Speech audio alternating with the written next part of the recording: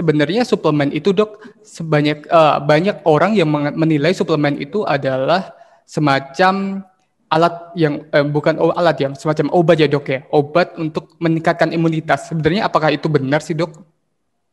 Enggak, saya nggak setuju. Ya. Jadi nggak ada istilah yang disebut dengan suplemen itu vitamin lah boleh dibilang Ya, itu ya, meningkatkan imunitas. Itu tidak benar. Nah, kalau seandainya berasa Anda lebih segar segala macam bisa jadi itu sugesti. Hati-hati, sugesti ya kan? Ya. Itu yang pertama. Yang kedua, nah yang kita takutkan sekarang adalah banyak publik nih, banyak awam lalu main dokter-dokteran. Nah, dia tidak mengetahui badan dia sebetulnya butuh berapa banyak. Ya, sementara yang dijual di pasaran itu jor-joran, ratusan, ribuan lah, miligramnya seperti itu, hitungannya 500, 100 dan sebagainya, 1000.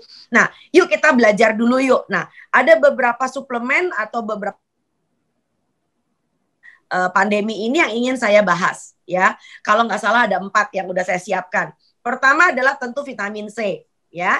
Yang kedua adalah vitamin D ya. Yang ketiga adalah asam folat. Yang keempat adalah zinc. Zinc itu adalah bagian dari mineral, bukan vitamin. Nah, vitamin kita mengenal ada 17 jenis ya. Jadi dunia ini mengenal vitamin 17 jenis. Dari vitamin A, vitamin D, vitamin B, maksud saya vitamin B itu sendiri ada 17 jenis. Jadi ada vitamin A, vitamin D, vitamin B, vitamin E dan vitamin K. Namanya ADEK. Ya. Nah, vitamin itu ada yang larut dalam lemak, ada yang larut di dalam air.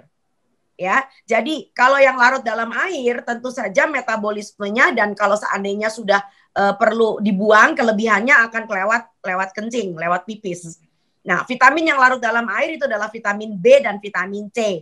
Makanya kalau kita makan multivitamin yang ada vitamin B, itu kadang-kadang pipisnya suka baunya agak beda. Benar. Ya, karena kelebihannya itu dibuang.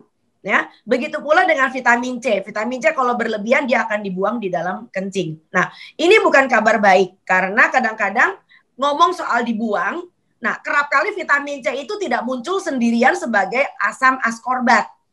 Ya, nah kalau muncul cuma sebagai asam askorbat, tentu yang dihajar adalah lambung kita.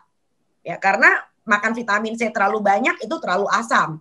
Nah, biasanya vitamin C itu muncul dengan ikatan-ikatan kalsium, ya, ikatan karbonat. Lalu kemudian ada imbuhannya. Biasanya zaman sekarang itu vitamin C nggak berdiri sendiri. Ada yang pakai flavonoid, ada yang pakai rose hips gitu loh. Jadi imbuhan-imbuhan ini yang membuat lalu kemudian ada orang yang mengatakan loh, kalau gitu saya nggak makan vitamin C doang dong. Nah, itu yang bahaya. Ya, jadi ada imbuhan-imbuhannya. Nah, kerap kali imbuhan-imbuhannya termasuk kalsium yang di dalam si vitamin C ini juga kalau sudah mengendap di pembuluh darah ginjal, wah urusan bisa panjang. Lagian ngapain makan vitamin yang larut dalam lemak dalam jumlah ratusan dan ribuan miligram?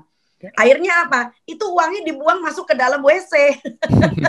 Nggak kepake. Jadi yang badan kita tuh pinter. Dia bakal bisa milih jumlah yang sesuai dengan yang dia butuhkan.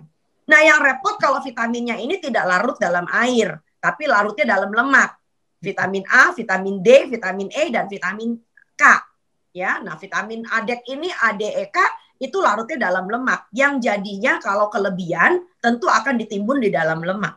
Itu sebabnya kenapa ADEK itu nggak bisa main-main salah satunya. Ya, gitu Mas, kurang lebih. Terima kasih sudah nonton. Jangan lupa like, subscribe, dan share ya.